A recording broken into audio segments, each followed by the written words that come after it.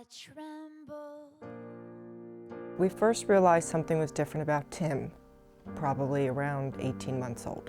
They're gonna eat me alive. Classic autism is a child that pretty much, by its very definition, is in his own world. He really, or she really, doesn't interact that much with the outside world. They're gonna eat me alive. Well, the most difficult part was getting the doctors to agree with us that maybe there was something wrong. We brought it up with the pediatrician. At that point, unlike his brothers, Tim would not sit and allow me to read a book to him. He would, not sit still. He would push his way out of my arms. He wanted nothing to do with it. And I brought this up at his 2-year checkup, and the doctor said, well, we'll just keep an eye on him, and if he's still doing this in 6 months, then, we'll do some testing. So in 6 months, he still wasn't sitting to read a book or interacting with us, and at that point, the first thing the doctors did was have his hearing tested, and that was normal. After that, we saw a neurologist consult who did a 24-hour EEG on Tim's brain to make sure he didn't have a type of seizure disorder, which he did not have. When we were concerned about Tim, we took him to his doctors. Originally his pediatrician, then a developmental pediatrician, speech and language pathologist. Tim, at around 1.5, 2 years of age, was diagnosed with a developmental delay, which basically means he was delayed in certain areas such as speech and language and social interaction. Ultimately, after many tests, Tim was diagnosed with another disorder, which was a pervasive developmental disorder, and ultimately that led to an autistic disorder. The hardest thing is not knowing what's going on in his mind, trying to understand what he's trying to communicate to us when he doesn't have the words or the way of expressing. He might know something's not right, but he doesn't know how to convey that to us. We're getting better at figuring that out. But there'll be a day where he's off and he seems anxious about something, but you don't know what it is. You don't know if he's feeling sick. You don't know if he's nervous about something going on at school. You don't know if he's scared of anything. That's one of the biggest challenges. Timmy just seemed to be a little bit more withdrawn, not quite as outgoing as his brothers were, and a happier child actually to just be alone.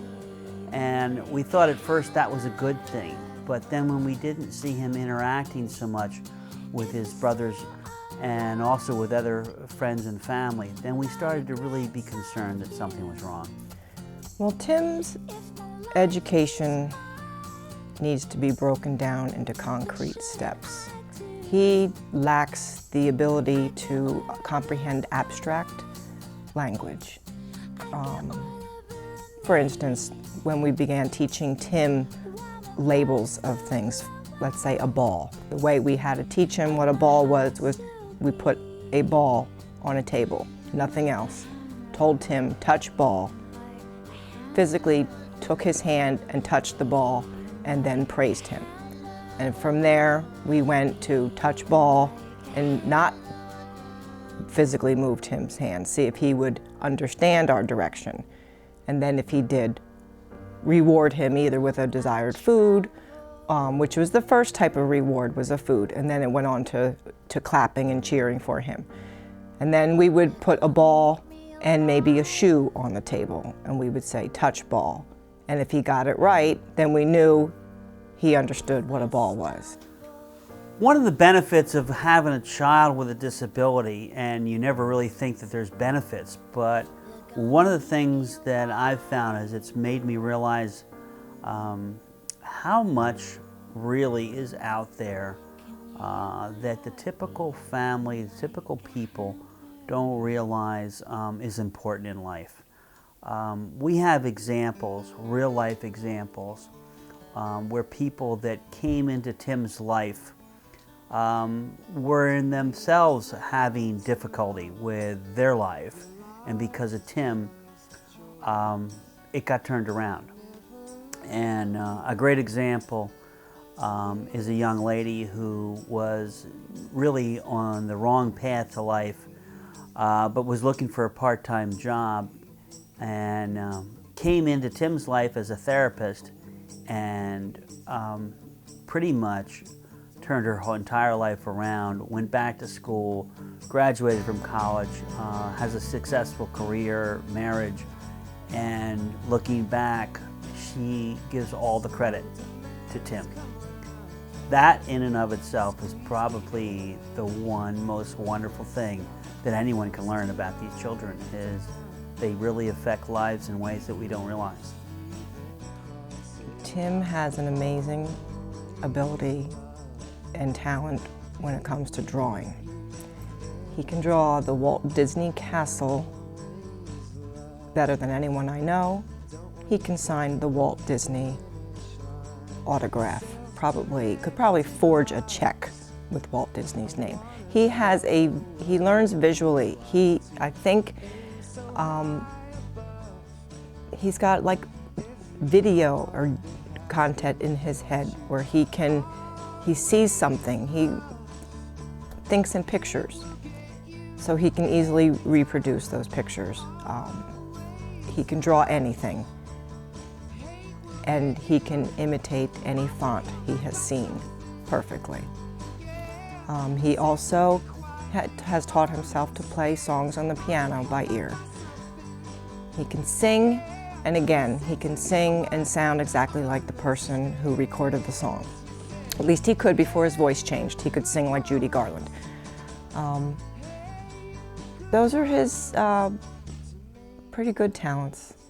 When you find out your child has autism, it's helpful to let all of the people in your lives, whether friends, family, anyone you think your child will come in contact with over the course of their lifetime on a regular basis, fill them in. The way we communicated to our family and friends was we wrote up a letter soon after we received the diagnosis, explaining that what was going on with Tim and how we were approaching the situation and what everyone could expect